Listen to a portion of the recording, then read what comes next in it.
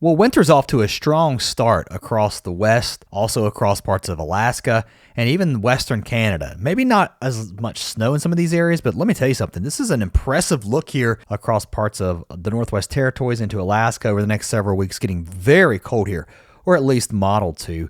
We're going to look at that today. We're still going to take a look at what's going on here with this storm track that's been just to the south of Alaska here across the North Pacific that's just been continuously pounding into the west coast. I think that continues. So in this video today, we're going to take a look at that. Plus the Atlantic Basin heating up, specifically here into the Caribbean, an 80% chance of some hurricane development over the next 7 days as these odds continue to go up. You know, this is the same area we've been watching for the last several weeks. We're going to continue to watch it. We're going to talk about it today. Thanks for watching, guys. My name is Travis Roberts. If you're new, I hope you'll subscribe. A lot of you are subscribing. I am shocked. We hit 9,000 subscribers, just flying up on this small channel. So thank you so much for making it happen. If you're new, I'm a former TV chief meteorologist that's been out of the business for years, but we're still tracking these things here on YouTube. And look, nothing really has changed, at least my thoughts, as to what's going on here in the Caribbean. The National Hurricane Center says now there's an 80% chance of some development, about a 40% that this thing will develop over the weekend. So this is an area of concern. Plus, there's a slight chance of something forming here just to the north, I guess really to the northwest of Cuba, up here into the Bahamas. You got to be worried a little bit about that. More on that in just a second. But look at this parade of storms that just continues to pound the west coast. And I think that continues as we head into Saturday, Sunday,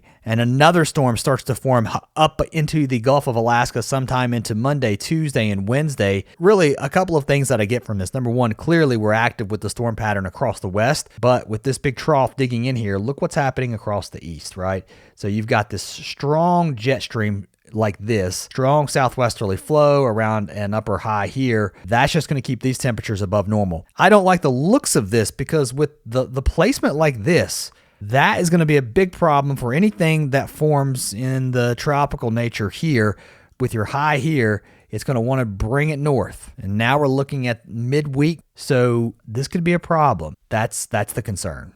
All right, let's talk more about the cold as we approach now the first full week of November that we're going into across Alaska. We're going to look here first. Still some really warm water here, really south of the Aleutians. Now you've got some really cold air building, not just across the Arctic, but up into Siberia. The Arctic Sea starting to freeze over completely in this area.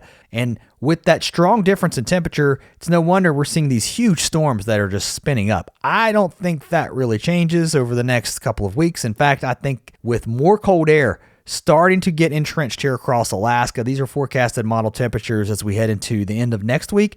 Well below zero here, but also over into Siberia, we have just seen temperatures here very cold, approaching 30 to 40 below Celsius. So once you get close to that 40 degree below Celsius, you get close to the same as Fahrenheit. Either way, it is cold in this part of the world. And the problem could be that we tap into some of that cold air and bring it across. And that might be what we're seeing here, at least get reflected across the Northwest Territories. Still a lot of time to go to see where exactly this cold air goes. What do you think is going to happen? I mean, do you think we're going to tap into the cold a little bit early? I don't know that we will, especially in the east. I think we're still talking about tropical weather. Look at this, guys. The ensemble guidance still pretty strong to bring something north here. I think at this point we would have a named storm by Tuesday, possibly impacting Cuba. Does it go a little further west into the Yucatan? I don't think it does. But again, once you get really here into Tuesday and Wednesday, what we see on the ensembles, a lot of difference. Notice how the storm looks like it's getting wider. What you're really seeing is the difference of outcomes here. So multiple areas of low pressure, or at least multiple solutions here. You can see how things really spread out here. A lot of different solutions here as to where this thing goes. So definitely, this is not set in stone. All interest, I think, from Florida to the Gulf Coast of Texas, even Mexico, you got to watch this storm. Here's a really wide look at what I think is going to be happening as we head through the weekend. One thing's for sure, we are dry across the east, high pressure building in here, keeping things quiet, cool. On the backside of this, a lot of return moisture moving north, so we'll tap into some of that Gulf moisture into the plain states out ahead of our next system, which is diving into the west. That's going to bring the rain. It's also going to bring quite a bit of snow here into the Rockies. Some of that snow will add up on the order of feet. And then as we head into next week, we are concerned about severe weather. There will be some severe weather on Saturday. Also on Sunday. Sunday looks maybe a little more widespread, and it could be worse out ahead of this system. And that's going to continue into Monday, and some of that will start to move a little bit further to the east now. And, I don't know where low pressure ends up being at, but I can tell you with this sort of setup with your trough back here like this, a little bit of a negative tilt too, and you're probably going to get some jet streaks rounding the bottom of that trough. So a bit of a severe weather setup as we head into not just this weekend, but also into next week across Texas, the Central Plains, and then even further east. If you look at the Storm Prediction Center, their forecast outlook here for severe weather, clearly looking at Oklahoma back into Texas here, heading into Saturday. Sunday, that threat shifts a little bit further to the north with our next piece of energy. So we're looking at Texas again, Oklahoma. And then here's where things get a little bit tricky. Once you look a little long term, now we're talking about heading into Monday. Again, I think everything shifts east. So now you got to look out for eastern Oklahoma, as far east as East Texas, parts of Louisiana, Arkansas, maybe even as far northwest up here into parts of Illinois. Still to be determined on that, but that is a time period to watch, and there will be a cold side to this storm. Snow will add up in feet into the mountains, and check this out. This would be through Monday, so we're talking about still a good 6, 8, 10 inches of snow into the mountains. Look what happens as we head into Tuesday and Wednesday with that next storm slamming into the west. We just add more snow on top of what we're looking at, and I'm telling you, the snow in the Cascades is just piling up here. And this could be one heck of a start to the ski season from the mountains of Utah, Colorado, maybe even up into Wyoming, parts of Montana. Not as much snow, though, into the Sierra. Storm track still a little too further north here. Everything seems to be coming in and not bringing a lot of moisture into California. Northwest, into the Intermountain West, dropping into the Rockies here. But maybe even some snow as far south as the Four Corner states of Arizona and New Mexico.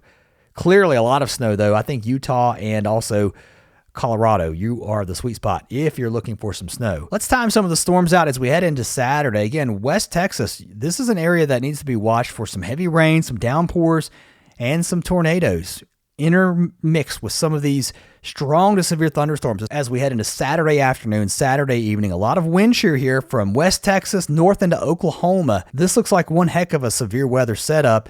And then all of that heads north and east. That rain could be heavy at times, maybe even some severe weather lingering into Sunday morning. But Sunday afternoon, we pop again here, just west of Dallas, up into Oklahoma again. We'll have to watch out how this squall line sets up. And this looks like an incredible severe weather setup to me anyway.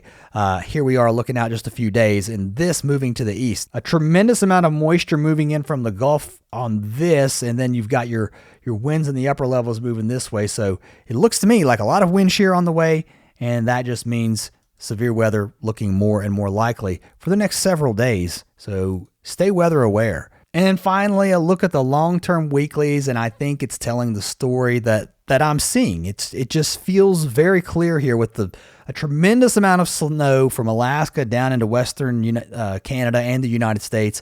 And I think that's just because of our storm track here and our trough across the west. It looks to be persistent, and the weeklies are picking up on that.